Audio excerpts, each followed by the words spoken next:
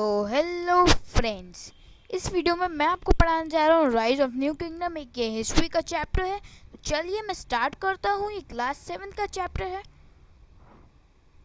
तो ये देख लीजिए, यहाँ पे मैं इंट्रोडक्शन से पढ़ाता हूँ। तो इंट्रोडक्शन में है कि बेसिकली अर्ली मेडिवल पीरियड जो 780 टू 1200 एडी तक था, वहाँ पे जो रूलर्स ने रूल किया वो थे राजपूत जो थे नॉर्थ में, पाला जो थे वेस्ट में, राजकुताज डिकेन में, चोला जो थे साउथ में।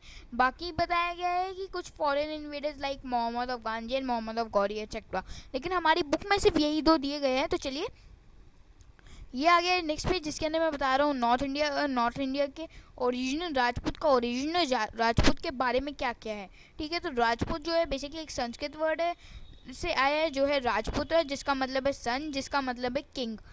तो इसका मतलब किंग या रूलर संस्कृत में निकलता है। तो बेसिकली यहाँ पे जो है जो हिस्टोरियंस होते हैं या स्कॉलर्स होते हैं वो डिफरेंट डिफरेंट नाम लेते हैं लिनेज के। लिनेज एक बेसिकली एक सीक्वेंस किंग्स की जब से वो रूल करते हैं। ठीक है, तो कुछ स्कॉलर्स जो है राजपूत के जो है वो उन्हें डिसेंट्स बोलते हैं। डिसेंट्स बेसिकली एक पर्सन है जो पर्टिकुलर इंसेस्टर का है। ठीक है, उसके बाद आता है कि मेन पॉइंट जो आता है कि कुछ फैमिली के लोग अपने आप को सूर्यवंशी कहते हैं कि वो सन फैमिली से बिलोंग करते हैं, और कुछ अपने आप को चंद्रवंशी कि वो मून फैमिली से बिलोंग करते हैं। कुछ 4 क्लैन हैं जिनके बारे में अभी मैं पढ़ाऊँगा, जो अपने आप को अग्निकुल से मानते हैं। वो इसलिए कहते हैं, उन्हें लगता है कि वो उन्होंने आग के अंदर से निकल के जन्म लिया है। चलिए मैं नेक्स्ट पेज पे लाता हूँ। ठीक है, यहाँ पे मैं आ गया हूँ 4 क्लैन बता रहा हूँ, दी टोमर, दी चौहान, दी सोलंकी, द परमार्स। तो देख लीजिए यहाँ पे टोमर बेसिकली एक सिटी है दिल्ली का, जिसको हम दिल्ली कहते हैं आज के नाम में। टोमर्स ने उसे फाउंड किया था 8th सेंचुरी के अंदर। फिर चौहान्स ने उसे रिलेटिवली कंट्रोल किया। चलो अब मैं स्विच करता हूँ चौहान्स पे। तो चौहान्स क्या है, उन्होंने दिल्ली और अजमेर का एरिया इंक्लूड किया और इन सबको मिलकर बना दिए चाहमान्स। ठीक है, फिर पृथ्वीराज जो चौहान एक पावरफुल रूलर थे, इनके ये बताया। और फिर चंद्रप्रदायी ने एक एपिक पोएम लिखी थी। बहुत शानदार पोएम थी, आप पढ़ना ज़रूर। पृथ्वीराज रासो बुक के अंदर लिखी है, जिसके अंदर वेलियर्स के बारे में बताया, मतलब कि उनका करेज, उनका डेंजर, उनकी बैटल्स और फाइट विद मोहम्मद गौरी, जो सबसे इम्पॉर्टेंट है, जिसके बारे में अभी हम पढ़ेंगे। ठीक है, फिर और आप इस बुक को इंटरनेट पे आपको आराम से मिल जाएगी। ठीक है, अब मैं स्विच करता हूँ सोलंकीज पे। सोलंकीज जो है गुजरात के है। ठीक है, यहाँ पे इनको इसलिए चालुक्यज ऑफ गुजरात कहा जाता है। सिद्धार्था राजा जो थे इसके मोस्ट पावरफुल रूलर थे, और गुजरात जो एक मेजर सेंटर है। कहाँ पे है ये सेंटर? इंडियन ओशनिक ट्रेड और हिंदवाड़ा के पास में ये लार्जेस्ट सिटी हुआ करती थी उस टाइम पे। तो सोलंकी जो है उन्होंने आर्ट और आर्किटेक्चर में अपना काफ़ी इंटरेस्ट दिखाया, और सोलंकी रूलर्स ने काफ़ी बड़े बड़े और आलिशान और एक रीजन के कारण टेम्पल्स बनवाए। दिलवारा टेम्पल जो आपको माउंट आबू में मिलेगा, और सन टेम्पल जो आपको मोढेरा में मिलेगा, ये गुजरात में स्थित है। ये इन्होंने ही बनवाई थी। ठीक है, अब मैं स्विच करता हूँ पारामास पे। तो पारामास क्या है? बेसिकली पारामास जो है इन्होंने इस्टेब्लिश किया अपना किंगडम मालवा के आसपास, जिसमें डिस्ट्रक्शन ऑफ वेस्टर्न बांग्लादेश और साउथ ईस्टर्न राजस्थान एरिया का थोड़ा बहुत पार्टनर था। ठीक है, कैपिटल जो थी इसकी वो थी धर, और भोजा पारामास का फेमस रूलर था। यहाँ पे एक फेमस टेम्पल बनाया था पारामास जी ने, मतलब कि पारामास की ये पूरी डायनेस्टी ने एक बहुत फेमस टेम्पल बनाया जो उदयपुर में स्थित है, जिसका नाम है नीलकांडेश्वरा। ठीक है, अब मैं नेक्स्ट पे शिफ्ट करता हूँ। उसके अंदर बताएंगे ग्वालियर, गुजरात, प्रतिहालाज और पालज। ग्वालियर के बारे में तो जयचंद्र जो थे सबसे बड़े और सबसे अच्छे किंग माने जाते हैं ग्वालियर के। ग्वालियर ने रेन कन्नौज के आसपास अपना रूल किया था, और 1194 एडी के अंदर मोहम्मद गौरी जी ने इसे हरा दिया था। फिर आता है, अब मैं नेक्स्ट पे स्विच करता हूँ। एक और इन सब डायनेस्टी को छोड़ के एक और रूलर की डायनेस्टी मैं बताता हूँ, वो है चंडेलाज और बुंदेलकर। यहाँ पे बेसिकली ये चंडेलाज है जो बुंदेलकर इनके पास रहते हैं। कीर्तिवर्मान जो है यहाँ का पावरफुल रूलर है। काफ़ी सिंपल इंग्लिश में लिख रखा है, तो आप चाहे तो वीडियो को पॉज करके पढ़ भी सकते हैं। तो यहाँ पे लिखा गया है कैपिटल जो है खाजुराहो है। नाम काफ़ी अजीब है, लेकिन मज़े आएंगे इसको याद करने में। ठीक है, उसके बाद आता है कि यहाँ पे ब्यूटीफुल टेम्पलेट्स और टेम्पल सब आता है। ठीक है, अब आता है गुजरात प्रतिहारा। ये भी एक तरह का एक वेस्टर्न इंडिया के अंदर थी उस टाइम के अंदर। इसके अंदर पार्ट ऑफ वेस्टर्न और सेंट्रल राजस्थान और कुछ पार्ट सेंट्रल एशिया का इंक्लूडेड था। ठीक है, नागाबाटा वन इसका फेमस रूलर था, और उसने अपने एम्पायर को छोटा नहीं रखा, उसको स्पैंड करता गया। वत्सा राजा और भोजा उसके अदर रूलर्स है। राजा भोजा जो थे उन्होंने एक लार्जेस्ट एम्पायर स्टैब्लिश किया था नॉर्दर्न इंडिया में। कन्नौज जो अब यूपी में है वो इसकी कैपिटल हुआ करती थी। और राजा भोजा जी ने इसके अंदर सिल्वर कॉइन इशूड करे थे जिनके ऊपर अवतार बने हुए थे विष्णु जी के, ठीक है। जिन इन कॉइन्स को बोला जाता है अधिवारासा, ठीक है। राजा भोजा के बाद उनके सन महेंद्र पाला जी ने उनको सक्सीड किया और एल मासूदी एक फॉरेन ट्रैवलर ने इन सब की पावर, ब्रेवीनेस और सबको कैप्चर किया अपनी बुक में, जस्ट लाइक अ ट्रैवलर, जो मैं पिछले चैप्टर में पढ़ा चुका हूँ, ठीक है। प्रतिहारा जो है अब है ट्रेड रिलेशन सेंट्रल एशिया के साथ था। और एक इंस्क्रिप्शन थी करनाल जो हरियाणा में स्थित है। वो हॉर्सेस के जो भी सेंट्रल एशिया या अरेबिया से हॉर्सेस आते हैं उन सब का रिकॉर्ड रखती है, ठीक है, उस टाइम का, ठीक है।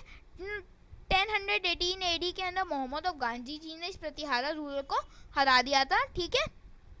और ये डायनेस्टी खत्म होने को आ गई थी। उसके बाद आते पाला, ये एक और डायनेस्टी है, ये है पाला डायनेस्टी जो गोपाला जी ने 750 एडी में फाउंड की थी। इसका एक यूनिक फीचर है कि वो एक इलेक्टेड किंग था, मतलब कि वो उसको लोगों ने इलेक्ट किया था। धर्मपाला और देवी पाला और दो ग्रेट पाला रूलर है, ठीक है। इनका एक लार्ज एम्पायर था। पाला रूलर ने फेस की थी प्रॉब्लम, प्रतिहाराज और राजपूतास के साथ इनकी फाइट हुई थी कन्नौज की स्पेस को ऑक्यूपाई करने के लिए, जो अभी मैं आगे डिटेल में पढ़ाऊंगा, जो है ट्रिपिटाइट स्ट्रगल, ठीक है। ये कन्नौज जो एक सिंबल था पावर का, जिसे कंट्रोल करना था क्योंकि ये गंगा वैली के आसपास था, और गंगा वैली के आसपास की चीज़ आप समझ सकते हो, ठीक है। टिबेटियन अकाउंट जो थे वो हमें बताते हैं कि ये बुद्धिस्ट थे ज़्यादातर लोग, और ये भी बताया गया कि विक्रमशिला यूनिवर्सिटी जो है जो बिहार में है वो धर्मपाला जी ने फाउंड की थी, ठीक है। उसके बाद बस इतना ही। अब मैं नेक्स्ट स्लाइड पे मूव करता हूँ। तो बेसिकली उसके अंदर डिकेन के बारे में बताया। डिकेन के अंदर एक रूलर्स जो थे वो बेसिकली कृष्णा और नर्मदा रिवर के आसपास रूल करते थे, जिनमें से एक मैं बता रहा हूँ, तो वो है राजकुतास। तो बेसिकली राजकुतास है क्या, इसके फेमस रूलर्स और फाउंडर्स जो है वो है डांटीमोरा और डांटीवर्मान, ठीक है। ये डायनेस्टी के अंदर ग्रेट वॉरियर्स और अच्छा एडमिनिस्ट्रेशन था, और ये 200 साल तक रूल करती थी, ठीक है। फिर यहाँ पे बताया है कि यहाँ पे जो मखेड़ या फिर मन्याखेत जो मॉडर्न सोलापुर जो महाराष्ट्र में है, वो कैपिटल हुआ करती है राजकुतास की। अब राजकुतास जो है बहुत ही टॉलरेबल रूलर थे। इन्होंने अपना ग्रेट पैटर्न बनाया आर्ट और आर्किटेक्चर के अंदर। उन्होंने एक ब्यूटीफुल कलासारी टेम्पल बनवाया जो एलोरा में स्थित है, ठीक है।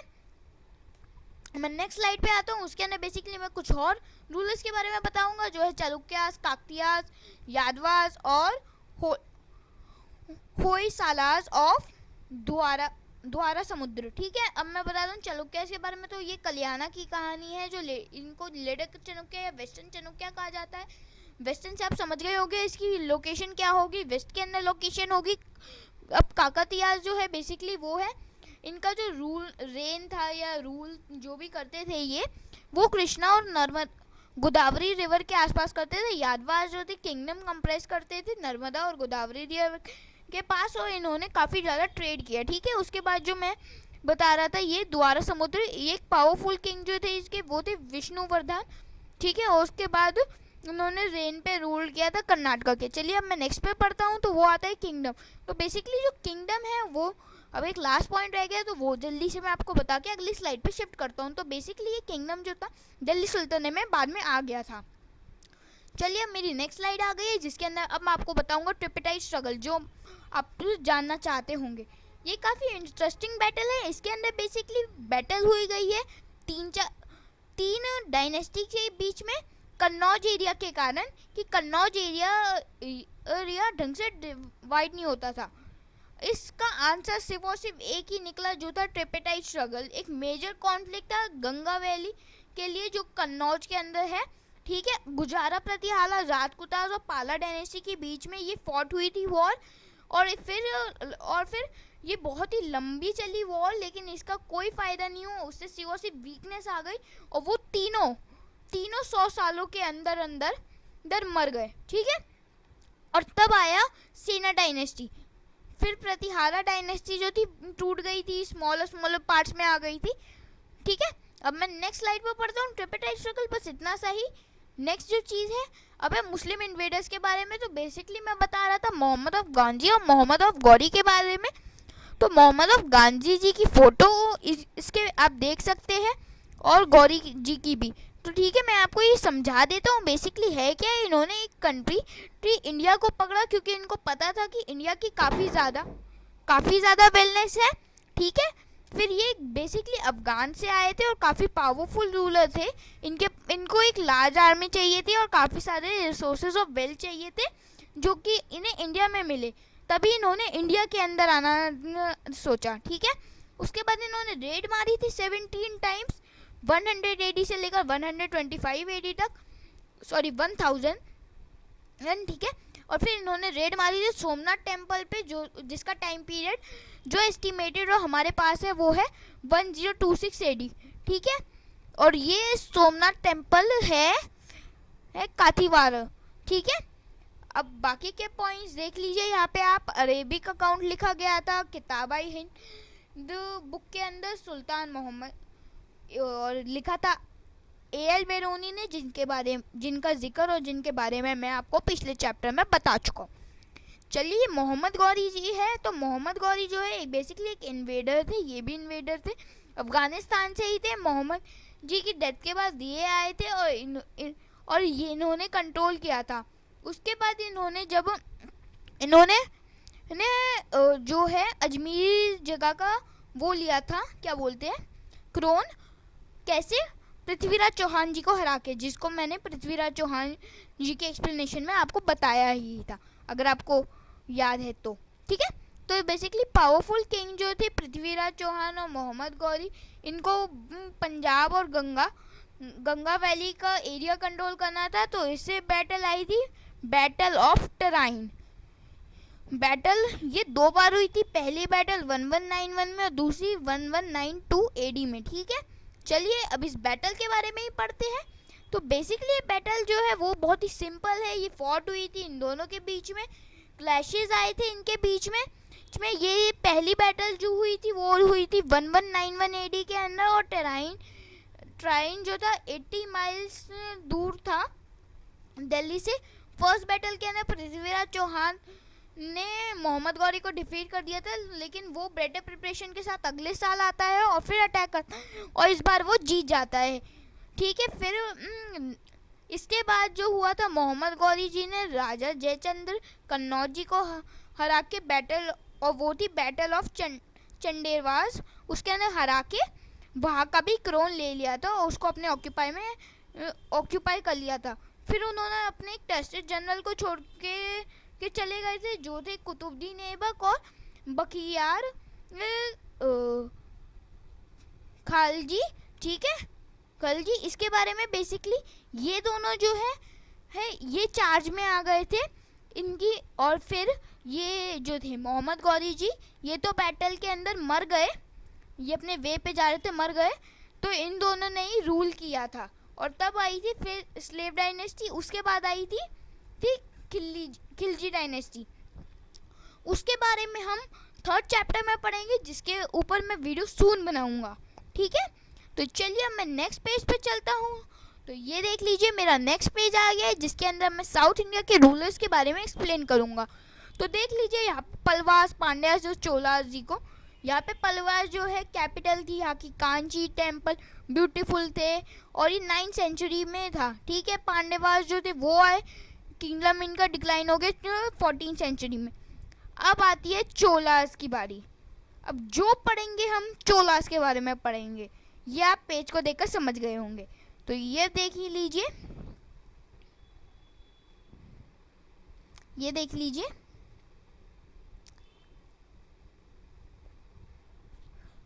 मैंने यहाँ पे ये स्विच किया है अपनी इस पे। तो ये देख लीजिए, यहाँ पे मैं इस पेज पे था चोलास। ठीक है, तो ये देख लीजिए। अब यहाँ पे आप, ये कभी कभार टेक्निकल प्रॉब्लम आनी नॉर्मल होती है। तो ये देख लीजिए, अब मैं चोलास के रूलर्स के बारे में बताने जा रहा हूँ। तो बेसिकली ये दो रूलर है और ये एक वर्ड है जिसका मतलब मैं भी आपको समझाता हूँ। ठीक है, तो राजेंद्र चोला, तो राजा चोला जो थे वो पहले थे। तो राजा चोला एक ग्रेट रूलर थे, एक ग्रेट कमांडर थे। ठीक है, इन्होंने अच्छा सा एडमिनिस्ट्रेटर बनाया, सब कुछ अच्छा किया। एक ब्यूटीफुल टेम्पल बनाया है जिसका नाम है बृहदेश्वरा, जो तंजावुर में स्थित है, तमिलनाडु जहाँ पे है। इनके बाद आए थे राजेंद्र चोला। ठीक है, इन्होंने स्पेस ऑक्यूपाई किया और इन्होंने भी काफ़ी अच्छा रूल किया। ठीक है, और उसके बाद आता है ये वर्ड पढ़ने में मुश्किल है, लेकिन अगर आप इसको तोड़ के पढ़ो तो ये इतना मुश्किल नहीं है। ये है गंगाई टोंडा चोलापुरम। ये वर्ड जो है 4 शब्दों से बना है। पुरम यानी सिटी, चोला मतलब चोलास। आज यहाँ पे कोंडा जो है रिवर, कोंडा जो है वो बता रहा है ब्रिंगिंग, और रिवर गंगा को गंगाई के नाम से डिस्क्राइब किया जा रहा है। चलिए मैं नेक्स्ट स्लाइड पे मूव करता हूँ। ये देख लीजिए, यहाँ पे चोला ट्रेड के बारे में बताया जा रहा है कि चोलास ने कैसे ट्रेड किया था। सब कुछ ये चोला के बारे में ही है, तभी मैंने पीछे आपको दिखाई दी थी कि अब जो हम पढ़ेंगे वो सब कुछ चोला जी के बारे में होगा। ठीक है, तो इन्होंने ट्रेड इस्टेब्लिश किया जिसके अंदर 2 चीफ पोर्ट जो थे, जैसे कि कवारी पैटिनम और नागा पैटिनम थे। ठीक है, इनके चीफ पोर्ट। ठीक है, फिर मर्चेंट जो थे साउथ ईस्ट एशिया और चाइना ना से ट्रेड करने आए। ठीक है, फिर वो इस्टेब्लिश किया और फिर इनको प्रॉफिट आया। फिर अब एग्रीकल्चर में भी इनका बहुत वो था, तो अब देख लीजिए इनकी कल्चरल एक्टिविटीज़। यहाँ पे टेम्पल्स के अंदर क्या था, टेम्पल्स के अंदर स्पेसिफिकली आर्किटेक्चरल और स्ट्रक्चरल मार्वल्स थे। ठीक है, उसके बाद इन स्कल्पचर्स के अंदर पढ़ोगे तो लॉर्ड शिवा वह की एक डांसिंग ऐसी फ़ोटो बनी है। यहाँ पे मैंने फ़ोटो अटैच नहीं करी, लेकिन अगर आप वो फ़ोटो देखेंगे और इंटरनेट पे सर्च करेंगे तो बहुत ही महंगी और बहुत ही बढ़िया पिक है। वो एक इतनी एपिक है कि उसका जो कॉस्ट होगा वो बहुत ही ज़्यादा होगा। लैंग्वेज और लिटरेचर में वहाँ पे तमिल, तेलुगु, कन्नड़ा ये बोली जाती थी। और देख लीजिए यहाँ पे रिलीजन लैंग्वेज थी उस टाइम पे, यही थी। सोर्सेज जो थे वो इन्फॉर्मेशन के बारे में बताते। फिर आते थे विलेज गवर्नमेंट। हमारी तरह ऐसे गवर्नमेंट्स नहीं होती थी जो मैं सिविक्स में पढ़ाऊँगा, जैसे स्टेट गवर्नमेंट वगैरह वगैरह। ठीक है, अब लार्ज नंबर ऑफ इंस्क्रिप्शंस बनाए गए थे। इनका एडमिनिस्ट्रेशन काफ़ी बढ़िया था और इरिगेशन सिस्टम भी बहुत ही बढ़िया था। इन्होंने टेक्निक ऐसी लगाई थी कि आप सोच भी नहीं सकते हो। ठीक है, तो ये देख लीजिए। Thank you friends, bye.